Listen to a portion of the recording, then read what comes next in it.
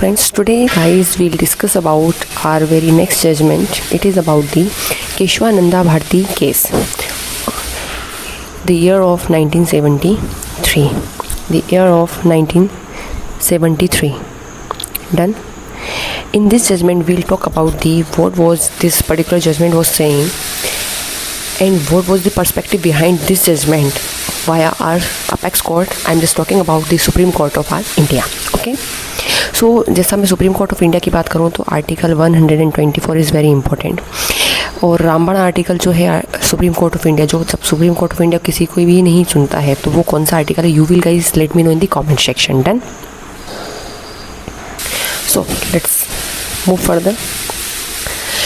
His holiness Keshavananda Bharati Sripada Galvaru versus ORS. ORS here stand for the others. Done.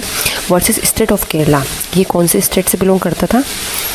Are state of Kerala. Done. State of Kerala.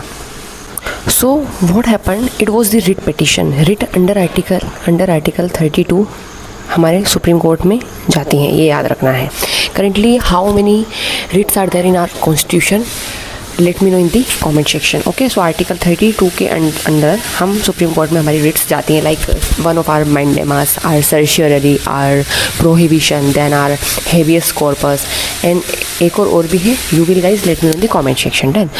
This also known as the Keshavananda Bharati judgment was a landmark decision of the supreme court of India that outlined the basic structure doctrine. What happened, suppose that currently here is it's our kitchen, here it's our hall, and it's our main room, and it's our lead bath. So what happened actually, it's our staircases, so it's our via we can go at the roof. Done. So suppose that someone individual, it's भोला राम, इसके parents ने अभी ये मकान बनाया होगा. ठीक है. इसने जब ये मकान बनाया होगा तब स्ट्रक्चर कुछ ऐसा रहा होगा. लेकिन व्हाट हैपन, फिर आगे जाके जब टाइम जैसे निकलता जाता है तो भोला राम क्या एजुकेटेड हो जाता है, फिर वो इस स्ट्रक्चर को कुछ ऐसे 1 स्टोरी 2 स्टोरी एंड 3 स्टोरी में कन्वर्ट कराता है. इस तरह कैसे यहाँ से हटवा के वो यहाँ कर देता है, तो ये अलाउ नहीं होगा. मैं ये story Bhola Ram and all में क्यों बता रही हूँ, क्योंकि अब हम इससे हमारा बेसिक स्ट्रक्चर का जो कॉन्सेप्ट है, ना, उसको हम अच्छे से रिलेट कर पाएंगे. डन.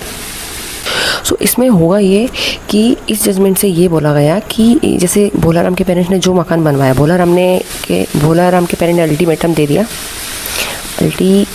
दे दिया कि whatever you want to do you can do, but you can't change the structure as it is. It would be there.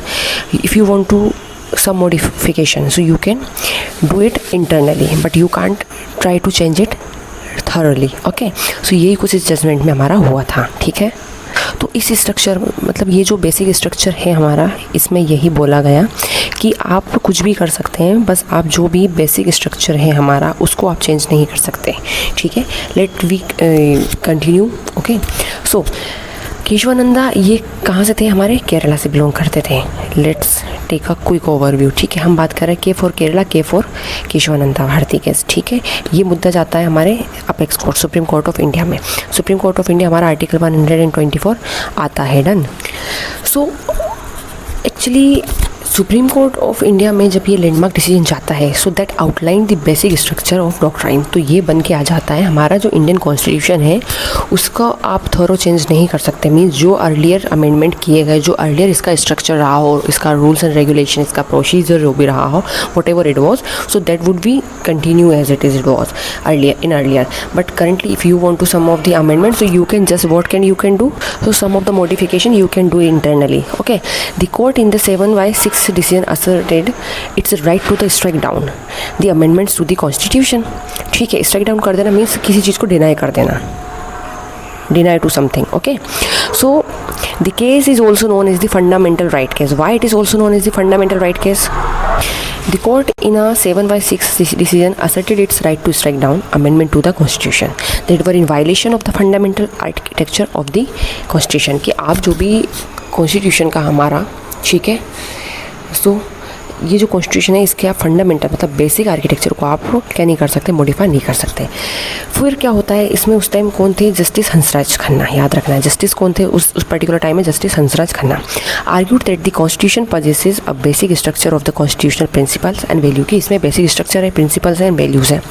The court partially cemented the prior precedent Golaknath versus state of Punjab.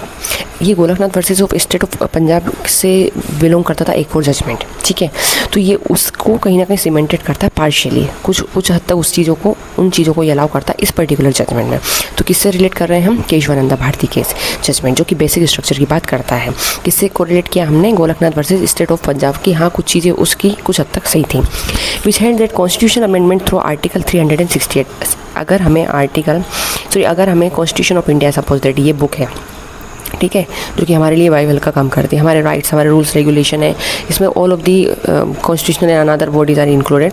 तो article 368 का हम use करके constitution में amendment कर सकते हैं, ठीक है। तो ये भी याद रखना है कि अमेंडमेंट अब कैसे होगा। तो आर्टिकल 368 के थ्रू पार्लियामेंट हमारी इसको क्या कर देगी, पार्लियामेंट ऑफ इंडिया इसको अमेंड कर देगी। Done. Now mind the thing, 7 versus 6 का है, मतलब टोटल 13 जजेस थे एवरीवन इसमें, ठीक है। देन आर्टिकल 331C को भी कहीं ना कहीं इसके प्रोविज़न को कहीं ना कहीं इसकी कॉन्स्टिट्यूशनलिटी को अपहेल्ड करने की कोशिश भी की गई। Article 31C which implied that law seeking to implement the directive principles, ठीक है, which do not affect the basic structure, जो बेसिक स्ट्रक्चर को अफेक्ट नहीं करेगा, shall not be subjected to the judicial review, और इसको आप जुडिशियल रिव्यू के लिए भी नहीं पुटअप कर सकते। याद रखना है, ना बेसिक स्ट्रक्चर को अफेक्ट करना है, ठीक है, ना जुडिशियल रिव्यू के लिए सब्जेक्टेड रहेगा। The doctrine forms the basis of the power of the Indian judiciary are supreme court, high court, kind of, ठीक है। एंड व्हाट हैपन, 13 जज constitution bench of supreme court deliberated on the limitation कि how many limitation would be there, if any of the powers of the elected representatives of the people and the nature of the fundamental rights of an individual, in a verdict divided 7/6, one side 7 judges थे और another side 6 थे, ठीक है। The court held that while the parliament has wide power, ठीक है, it did not have the power to destroy or emasculate the basic elements or fundamental features of the constitution. Then When the case was decided, जब case decide हुआ, the underlying apprehension of the majority bench जो गई, means 7/6 में जो 7 थी out of 13, that elected representatives could not be trusted to act, कि जो भी रिप्रेजेंटेटिव्स आए हैं, इलेक्टेड हुए हैं, इन पे हम कैसे ट्रस्ट कर सकें, टू एक्ट रिस्पॉन्सिबली, कि ये पूरी रिस्पॉन्सिबिलिटी के साथ वर्क करेंगे, एक्ट करेंगे, ट्रस्ट कर कैसे, how to trust them, was unprecedented. तो ये पूरी तरह अनप्रेसिडेंटेड रहा। The Keshavananda judgment also defined the extent to which parliament could restrict the property rights, की earlier we know right to property, okay, right to property was fundamental right, done, but currently it's an only a legal right, ठीक है, क्योंकि अब हमारे पास only 6 fundamental rights हैं। Then मतलब property remove किया, लेकिन इसको अंडर लीगल राइट इसको आर्टिकल 300 और ए में पुट कर दिया गया। So it is the basic information to know about, okay. Keshwananda judgment also defined the extent to which Parliament could restrict the property rights in pursuit of land reforms. How many types? Earlier what happened? The zamindars were there, the saukars were there. So land reforms के according सबको properly land को distribute किया जाएगा in a proper manner. Okay, and the redistribution of the large land holding to cultivators. ठीक है, जिसके पास बड़ी बड़ी land holdings थी वो cultivators को यहाँ पे redistribute करना था, मतलब दोबारा बांटना था. Overruling previous decision that suggested that the right to property could not be restricted. कि पहले ये था कि right to property को आप रोक नहीं कर सकते, रेस्ट्रिक्ट नहीं कर सकते, बट अभी ऐसा नहीं था, ठीक है। The case was a culmination of a series of the cases relating to limitation to the power to amend the constitution. So everyone what happen currently क्या है, जैसे कि सपोज दैट हमारे यहाँ पे कुछ लैंड्स है, like suppose wait a moment, so currently what happen we have some of lands, ठीक है, लेकिन अब यहाँ से नेशनल हाईवे जा रहा है, ठीक है, तो हमारे कुछ जो लैंड्स है वो इसके अंडर जा रही हैं, इस प्रोजेक्ट के अंडर जा रही हैं। तो क्या रहेगा, अगर right to property fundamental right होता तो हम सुप्रीम कोर्ट जाते, ठीक है, हम हाई कोर्ट जाते, ठीक है, जो भी है, क्योंकि हमारा ये फंडामेंटल राइट्स है, इट इज़ इंपॉर्टेंट। बट अगर ऐसा होता तो हर कोई जाके कोर्ट जाके पहुँच जाता छोटे छोटे मुद्दों के लिए। तो ये चीज़ों को रोकने के लिए ऐसा किया गया था, ठीक है। तो इसको अभी बस लीगल राइट बनाया है, क्योंकि फंडामेंटल राइट करना अलाउ करना इसको ये पॉसिबल नहीं था if we just think about at a wide manner, ठीक है।